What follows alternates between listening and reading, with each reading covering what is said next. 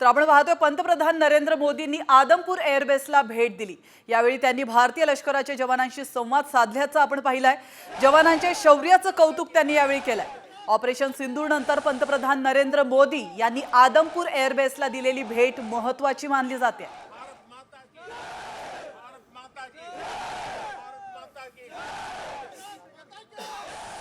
नौ आतंकी ठिकाने बर्बाद हुए,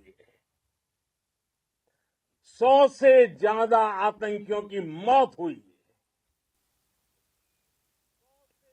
आतंक के आकाओं को अब समझ आ गया है, भारत की ओर नजर उठाने का एक ही अंजाम होगा, तबाही। भारत में निर्दोष लोगों का खून बहाने का एक ही अंजाम होगा, विनाश और महाविनाश। तर पाकिस्तानचा बुरखा पुन्हा एकदा टराटरा फाटलाय। ज्या एअरबेसवर मोदी उभे आहेत तोच आदमपूर एअरबेस आणि S-400 MiG-29 उद्ध्वस्त केल्याचा दावा पाकनं केला होता। मात्र मोदींनी थेट आदमपूर एअरबेसवर जाऊन सैन्याशी संवाद साधलाय आणि पाकला इशारा दिलाय। मोदी आदमपूर एअरबेसवर उतरले आणि सैन्याशी त्यांनी संवाद साधल्याचं आपण पाहिलंय। यावेळी मागे आदमपूर एअरबेस S-400 MiG-29 सुरक्षित असल्याचा संदेश देखील मोदींनी दिलाय।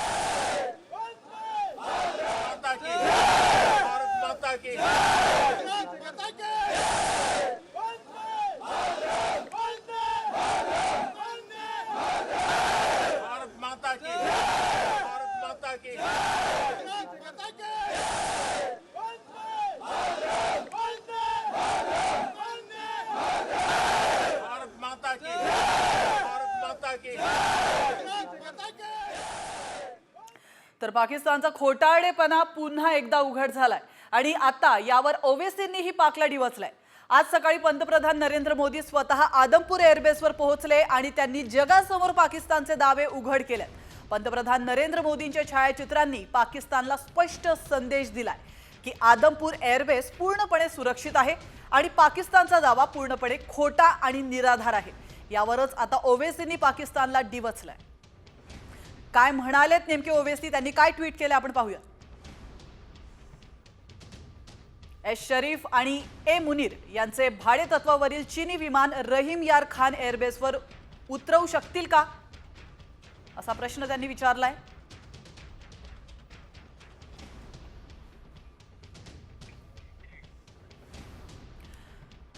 तर भारताने एअर स्ट्राईक केल्याचं अखेर पाकड्यांनी कबूल केलंय। यात पाकिस्तानचे 51 जण ठार झालेत, ज्यात 11 पाकिस्तानी सैनिकांचा देखील समावेश आहे। तर 78 जण जखमी झाल्याची देखील माहिती समोर येते। युद्धबंदीनंतर पाकड्यांनी आनंद साजरा केला होता आणि त्यानंतर भारताने एअर स्ट्राईक केल्याचं मान्य केलंय। शिवाय भारताच्या मिसाईल हल्ल्यामध्ये पाकिस्तानच्या एअर फोर्सचं देखील मोठ्या प्रमाणात नुकसान झाल्याचं अखेर पाकिस्तान्यांनी कबूल केलंय।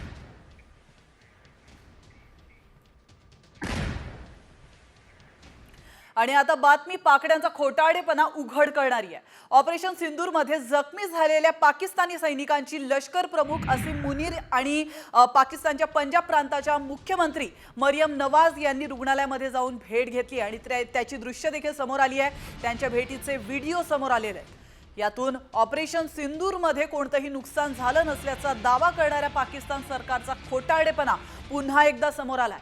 ऑपरेशन सिंदूर मध्ये नियंत्रण रेषेवर पाकचे 50हून अधिक सैनिक मारले गेलेत आणि हवाई हल्ल्यामध्ये 35 ते 40 सैनिक ठार झाल्याची माहिती आहे। पण पाकिस्तान वारंवार ही वस्तुस्थिती लपवत होतं।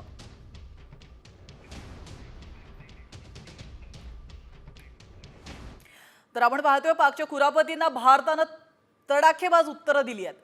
मात्र आमचं नुकसान झालंच नसल्याच्या बतावण्या पाक मारत होता। अखेर भारतानं पुरावे दाखवून पाकचा बुरखाच टराटरा फाडलाय। त्यावरचा हा स्पेशल रिपोर्ट पाहूयात।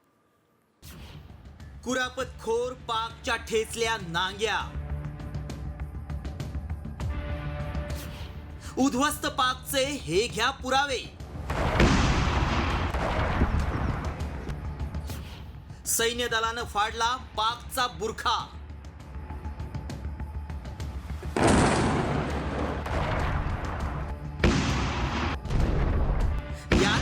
धक्क्यांनी पाकिस्तान बिथरला, आतून बाहेरून हादरला. भारताच्या प्रत्युत्तरानं थरथर कापू लागला. यात पाकचं नाक कापलं गेलं. त्यानंतरही पाकिस्तानी नेते बड्या बड्या बाता मारताना दिसले. भारतानं पाकिस्तानमधील फक्त दहशतवादी तळच नाहीत तर हवाई सुरक्षा यंत्रणा उद्ध्वस्त केली. मात्र पाकच्या हल्ल्यात भारताचंच नुकसान झालं. आमचं नुकसानच झालं नाही अशा बतावण्या पाकिस्ताननं सुरू केल्या. त्यामुळंच भारतीय सैन्य दलानं थेट पाकिस्तानच्या काळ्या कारनाम्यांसह उद्ध्वस्त केलेल्या एअरबेसचे पुरावे सादर केले. हा पहा पुरावा. भारतानं ऑपरेशन सिंदूर राबवत पाकिस्तानातील 9 दहशतवादी तळ बेचिराग करून 100 पेक्षा जास्त दहशतवाद्यांचा खात्मा केला. And those strikes across those 9 terror hubs left more than 100 terrorists killed, including high-value targets such as Yusuf Azhar, Abdul Malik Rauf, and Mudassir Ahmed. मात्र पाकनं पुन्हा भारताची कुरापत काढत ड्रोन हल्ले केले.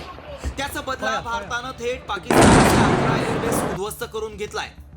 भारतानं Noor Khan airbase, Rafiqui airbase, Murid airbase, Sukkur airbase, Sialkot airbase, Pasrur airbase, Chunian airbase, Sargodha airbase, Skardu airbase, Bholari आणि जकोबाबाद ही लष्करी हवाई तळं उद्ध्वस्त केली आहे.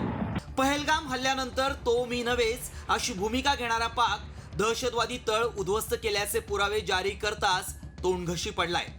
एवढंच नाही तर पाकिस्तानी लोकांना बुमरँग करण्याचा पाकनं प्रयत्न केलाय. मात्र भारताकडून कसा सपाटून मार खाल्लाय याचे पुरावे समोर आल्यानं पाकचा बुरखा टराटरा फाटलाय. आता तरी पाकनं पोकळ बाता मारणं सोडून द्यायला हवं. ब्युरो रिपोर्ट, साम टीव्ही न्यूज. तर जम्मू काश्मीरच्या शोपियानमध्ये लष्कर-ए तोयबाच्या 3 दहशतवाद्यांचा खात्मा करण्यात आलाय. महत्त्वाची अपडेट आपण पाहतोय. 2 दहशतवाद्यांची ओळख पटली आहे तर एकाची ओळख पटवण्याचं काम सुरू आहे.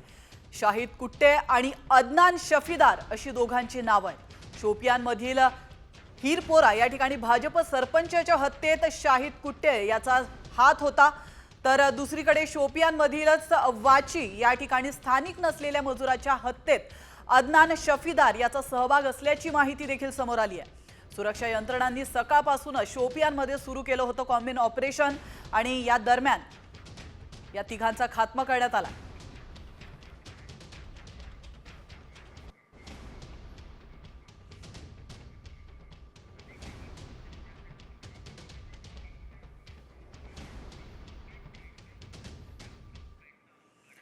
आणि आता एक महत्त्वाची अपडेट समोर येते. महत्त्वाची ब्रेकिंग न्यूज आपण पाहणार आहोत. तर या क्षणाची महत्त्वाची ब्रेकिंग न्यूज आपण पाहतोय. पहलगामच्या हल्लेखोरांचा अजूनही शोध सुरूच आहे. तर 3 पाकिस्तानी दहशतवाद्यांचे पोस्टर्स प्रसिद्ध करण्यात आलेले आहेत. पहलगाम हल्ल्यामध्ये सहभागी दहशतवाद्यांचे पोस्टर्स हे जारी करण्यात आलेत. आपण पाहतोय 22 एप्रिल रोजी पहलगाममध्ये काही दहशतवाद्यांनी हल्ला केला होता. त्यामध्ये 26 भारतीय नागरिक मारले गेले होते. त्यांचे पोस्टर्स आता जारी करण्यात आलेले आहेत. ते अजूनही मिळालेले नाहीयेत. तर पहलगाम हल्ल्यामध्ये सहभागी दहशतवाद्यांचे पोस्टर्स आता जारी करण्यात आलेत.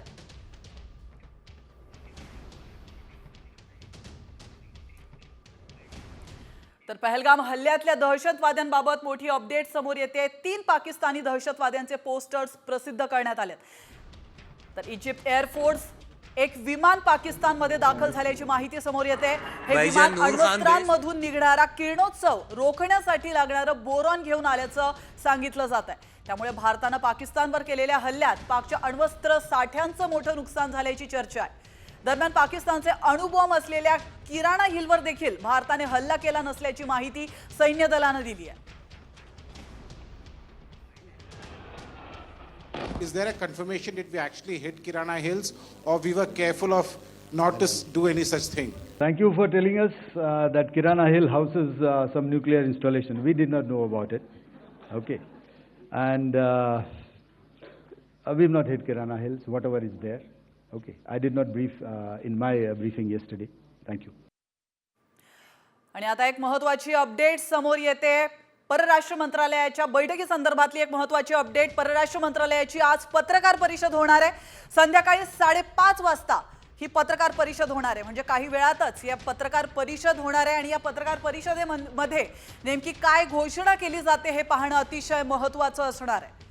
तर भारत पाकिस्तान तणावासंदर्भात या पत्रकार परिषदेमध्ये काय माहिती दिली जाते याची सगळ्यांनाच उत्सुकता आहे. We also meet at a time when India is confronting the challenge of terrorism, one that is a shared threat to the international community. I thank those who have expressed solidarity with us and understand the resolute response that is underway. तर जम्मू काश्मीर आणि पंजाबमध्ये रात्री drone दिसून आलेत, त्यामुळे Indigo विमान सेवेनं मोठा निर्णय घेतलाय.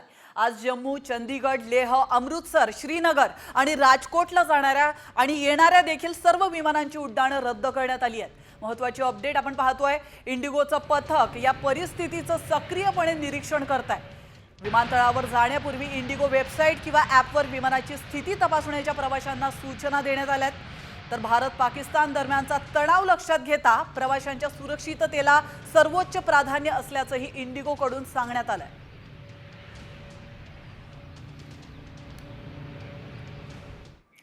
तर आपण पाहतोय भारतानं पाकवर हल्ला करत राफेल एम, सुदर्शन 400, शिल्का यांसारख्या क्षेपणास्त्रांची ताकद दाखवून दिली आहे. त्यात आता भारताची सामरिक शक्ती वाढवणारी क्षेपणास्त्र भारताच्या हवाई दलामध्ये दाखल होणार आहेत. ती क्षेपणास्त्र नेमकी कोणती आहेत आपण पाहूयात या रिपोर्टच्या माध्यमातून. पाकिस्ताननं चीनकडून आयात केलेली क्षेपणास्त्र भारताच्या माऱ्यापुढे निष्क्रिय ठरली. भारतीय हवाई शक्तीनं पाकपुढे मोठं आव्हान निर्माण केलं. ऑपरेशन सिंदूरमध्ये hammer bomb, Rafale M, SCALP क्षेपणास्त्र, सुदर्शन 400, आकाश मिसाईल, शिल्का, ब्राह्मोस 1 यासारख्या क्षेपणास्त्रांनी पाकला बेजार करून टाकलंय. पण आता भारताची ताकद अधिक वाढणार आहे, कारण भारताच्या भात्यात आता ब्राह्मोस 2 आणि हायपरसोनिक ग्लाइड व्हेकल ही 2 शस्त्र दाखल होणार आहेत. त्यामुळे पाकिस्तानसह चीनचीही झोप उडाली आहे. हायपरसोनिक क्रूज क्षेपणास्त्रांचं विकसित स्वरूप आहे. भारत आणि रशियाच्या ब्राह्मोस एरोस्पेसनं ते विकसित केलंय. ब्राह्मोसचा वेग प्रति तास 8600 ते 9800 किलोमीटर आहे. 1500 किलोमीटर मारक क्षमता आहे. जमीन, समुद्र आणि हवेतून मारा करण्यास सक्षम आहे. 200 ते 300 किलोची अण्वस्त्र वाहून नेण्यास सक्षम आहे. ब्राह्मोस 2ची नोव्हेंबर 2025 मध्ये चाचणी होणार आहे. पाकमधील रावळपिंडी, ग्वादर बंदर सेकंदात नष्ट होऊ शकतं. चीनच्या दक्षिणेकडील समुद्र आणि तिबेटमधील चीनी लष्करी तळांवर हल्ला करण्यास सक्षम आहे. भारताची हवाई शक्ती वाढवणारी मिसाईल सिस्टीम म्हणजे हायपरसोनिक ग्लाइड व्हेकल. डीआरडीओनं हायपरसोनिक ग्लाइड विकसित केलंय.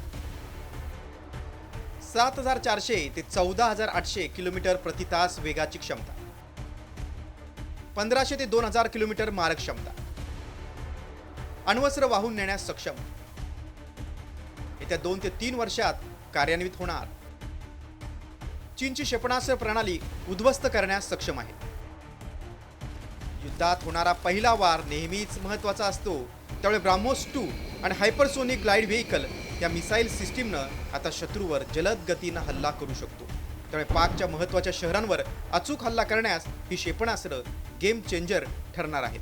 भविष्यात अशी क्षेपणास्त्र भारताच्या हाती आली तर चीन आणि पाकिस्तान दोघांनाही धडकी भरल्याशिवाय राहणार नाही हे निश्चित.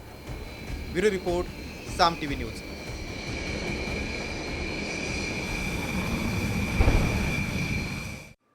आणि आता बातमी आहे अमरावतीमधून. सीमेवरच्या तणावपूर्ण परिस्थितीमुळे सर्व सैनिकांच्या सुट्ट्या रद्द करण्यात आल्या.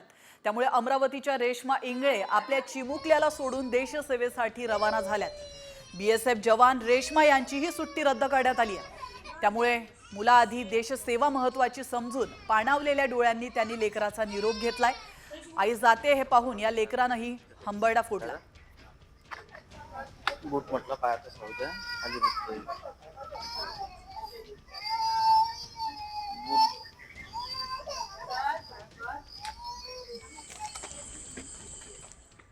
आम्ही जेव्हा जॉईन झालो तेव्हा आम्हाला सांगण्यात आलं होतं की कुठलीही परिस्थिती असो, आधी तुमचं कर्तव्य, त्यानंतर तुमची फॅमिली किंवा बाकीच्या तुमच्या इतर गोष्टी. त्यामुळे आज मला माझं कर्तव्य जास्त महत्त्वाचं वाटत आहे. त्यामुळे माझ्या बाळाला 10 महिन्याच्या बाळाला मी सोडून म्हणजे पूर्ण परिवाराला सोडून माझ्या कर्तव्यावर जात आहे. तर दुसरीकडे मुख्यमंत्री देवेंद्र फडणवीस यांनी नांदेडमधील शहीद जवानाच्या कुटुंबियांचं फोनवरून सांत्वन केलंय. सरकार तुमच्या पाठीशी असल्याचं सांगत त्यांनी धीर दिलेला आहे. देगलूरमधले भूमिपुत्र सचिन वनंजे हे जम्मूमध्ये कर्तव्यावर असताना शहीद झाले होते. फडणवीसांनी वनंजे यांच्या पत्नीशी फोनवरून संवाद साधत त्यांना धीर दिलाय. खासदार अजित गोपछडे यांनी देखील हा संवाद करून दिलेला आहे. नमस्कार, मी देवेंद्र फडणवीस बोलतोय.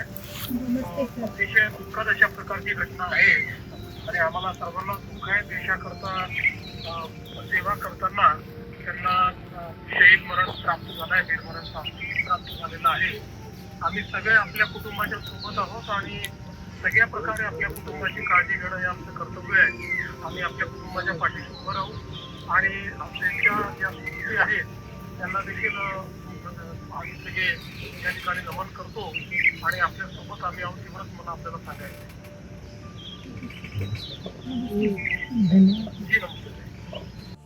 आणि आता एक ब्रेकिंग न्यूज समोर येते. भारतानं अमेरिकेला दिलेल्या एका धक्क्यासंदर्भातली ही ब्रेकिंग न्यूज आहे. आपण पाहू शकतो या क्षणाची महत्त्वाची बातमी.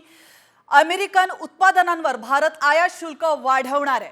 तर 29 अमेरिकन उत्पादनांवर शुल्क वाढवणार असल्याची माहिती समोर येते. अमेरिकेत भारतीय ॲल्युमिनियम निर्यात टॅक्स लावणार आहे. तर टॅरिफ वाढीच्या निर्णयावरून भारतानं अमेरिकेला हा मोठा धक्का देण्याची तयारी सुरू केली आहे. भारत अमेरिकेतील काही उत्पादनांवर आयात शुल्क वाढवण्याच्या तयारीत आहे. भारतानं सफरचंद त्याचप्रमाणे बदामांसह 29 अमेरिकन उत्पादनांवर शुल्क लावण्याचा प्रस्ताव WTO कडे पाठवल्याची माहिती आहे. भारतीय स्टील आणि ॲल्युमिनियमवर निर्यातीवर अमेरिकेने लादलेल्या शुल्काच्या प्रत्युत्तरात भारतानं हे पाऊल उचललंय. जगातील बलाढ्य देशांपैकी एक असणाऱ्या रशियाचे राष्ट्रपती व्लादिमीर पुतीन थेट भारतात येणार आहेत. एकीकडे भारत पाकिस्तान यांच्यामध्ये तणावाची स्थिती निर्माण झालेली आहे आणि असं असताना पुतीन यांनी भारतात शिखर परिषदेसाठी येण्याच्या आमंत्रणाचा स्वीकार करण्याच्या निर्णयाला विशेष महत्त्व प्राप्त झालंय. पंतप्रधान नरेंद्र मोदींनी पुतीन यांना भारतात येण्यासाठी आमंत्रित केलं होतं आणि आता ते आमंत्रण रशियाने स्वीकारलेलं आहे. दहशतवादाचा बिमोड करण्यासाठी रशिया भारतासोबत आहे अशी भूमिका पुतीन यांनी जाहीर केली होती.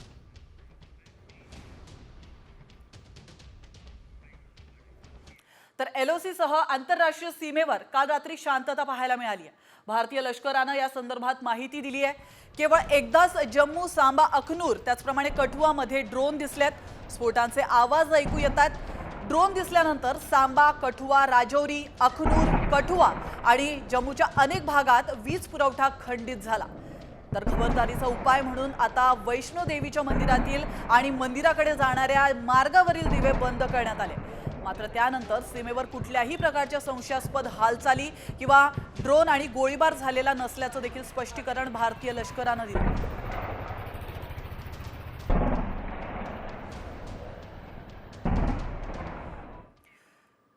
आणि आता एक महत्त्वाची ब्रेकिंग न्यूज आपण पाहतोय. एअर इंडियानं एक महत्त्वाचा निर्णय घेतलेला आहे. त्या संदर्भातली ही ब्रेकिंग आपण पाहतोय. इंडिगो नंतर एअर इंडियाने एक महत्त्वाचा आणि मोठा निर्णय घेतलाय. जम्मू, लेह, जोधपूर, अमृतसरमध्ये विमान सेवा रद्द करण्यात आली आहे. या क्षणाची अतिशय महत्त्वाची अपडेट.